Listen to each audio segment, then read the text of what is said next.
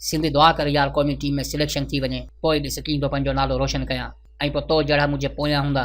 हा पुट, असीं वर्ल्ड कप खेॾी आया आहियूं, बाक़ी तुंहिंजो वारो आहे। तूं बसि रुगो तनक़ीद कजांइ, हौसलो न ॾिजांइ। अदा ॻाल्हि हौसले जी नाहे, हिते तारीख़ भरी पई आहे। 47 खां वठी 2020 ताईं अखियूं फाड़े तारीख़ ॾिस। अनिल गिलपत ऐं आफ्ताब बलोच खां अलावा को बि सिंधी रांदीगर क़ौमी टीम जो हिसो न बणियो। ना इंसाफ़ी ॾिसो, पाकिस्तान ठहण खां अॻु सिंध जी पंहिंजी क्रिकेट टीम हुई, जंहिं ऑस्ट्रेलिया ऐं बर्तानिया जहिड़नि टीमनि सां मुक़ाबिलो कयो, पर पाकिस्तान ठहण खां पोइ उहे सिंधी बेकार थी विया। अदा पोइ हिन में ॾोह असांजो आहे या PCB जो? पुट, तूं अञा ॿार आहीं, तोखे इन्हनि शयुनि जी ख़बर कोन्हे। टैलेंट रुगो इन्हनि में आहे, असां में कोन्हे। ऐं कहिड़ो टैलेंट मूंखे ॿुधाए? जेकॾहिं टैलेंट आहे त पोइ एतिरो ख़र्च छो आहे? लखों रुपया ख़र्च थियनि था इन्हनि रांदीगरनि जी ट्रेनिंग ऐं फिटनेस ते। इहो टैलेंट आहे? एतिरो ख़र्च कंहिं गूंगे ते कयो त उहो बि ॻाल्हाइणु शुरू करे ॾींदो, कंहिं अंधे ते कयो त उहो बि ॾिसणु शुरू करे छॾींदो। इन में कहिड़ी वॾी ॻाल्हि आहे? ऐं तव्हांखे छा थो लॻे त ही सभु रांदीगर मुल्क जे अलॻि अलॻि हिसनि मां चूंडिजी अॻियां ईंदा आहिनि? अदा हिकु हिकु रांदीगर जी बायोडेटा कढो, माज़ी जे रांदीगरनि सां जुड़ियल आहे। पुट पोटा सौट मसात वारो सिलसिलो पियो हले। जेकॾहिं किथां को अहिड़ो धारियो रांदीगर चूंडिजी बि वेंदो आहे त उहो घणी देरि रही न सघंदो आहे। शोएब मलक, अहमद शहज़ाद, फवाद आलम ऐं मोहम्मद रिज़वान जहिड़ा रांदीगर बि सिंध में कोन्हे। इन्हनि खे छॾियो, माज़ी ते नज़र विझो। ज़हीर अब्बास, दुनिया जो मञियल बैट्समैन, सेंचुरियुनि जो शहनशाह, हर स्टेडियम में ज़हीर अब्बास इनक्लोजर ठहियो पियो आहे। छा उन दौर में उन लेवल जो रांदीगर शहदाद कोट जो अहमद रज़ा मंगसी न हो? वसीम अकरम, स्विंग जो बादशाह। बेशक वसीम अकरम पूरी दुनिया में स्विंग जे हिसाब सां पंहिंजो मिसाल पान रहियो, पर छा अहिड़ी स्विंग जो मालिक कंदकोट जो सफ़दर अली सूमरो न हो? जावेद मियांदाद, पाकिस्तान जी तारीख़ में हिकु अज़ीम बैट्समैन, इन जी क़ाबिलियत ते को बि शक नाहे।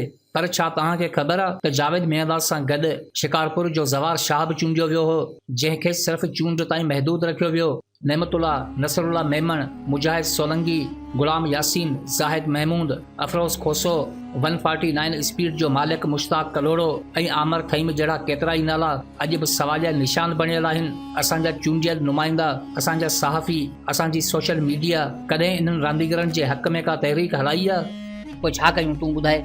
अदा ॾिसो न, पाकिस्तान में ॾंडो आहे त मंडो बि सिधो आहे। PCB जा सभु उहिदेदार उन्हनि जा आहिनि ऐं हू पंहिंजे रांदीगरनि खे वधीक तरजीह ॾियनि था।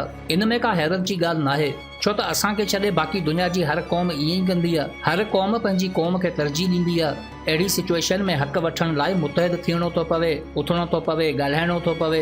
क़ौमी टीम खे छॾियो, तव्हां PSL जो मिसाल वठो, हिते त सभु पैसे जो कमाल आहे। छा पूरी सिंध में को हिकु बि सिंधी अहिड़ो कोन्हे जेको फ्रेंचाइज़ वठी सिंधी रांदीगरनि खे अॻियां करे?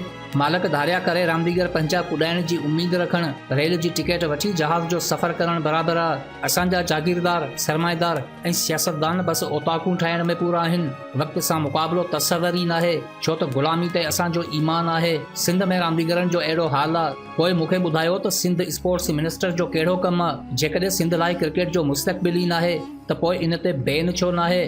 तव्हां ऑफिशियली बैन लॻाए छॾियो, जीअं रांदीगर क्रिकेट जी हवा दिमाग़ मां कढी वञी ॿियो को धंधो कनि।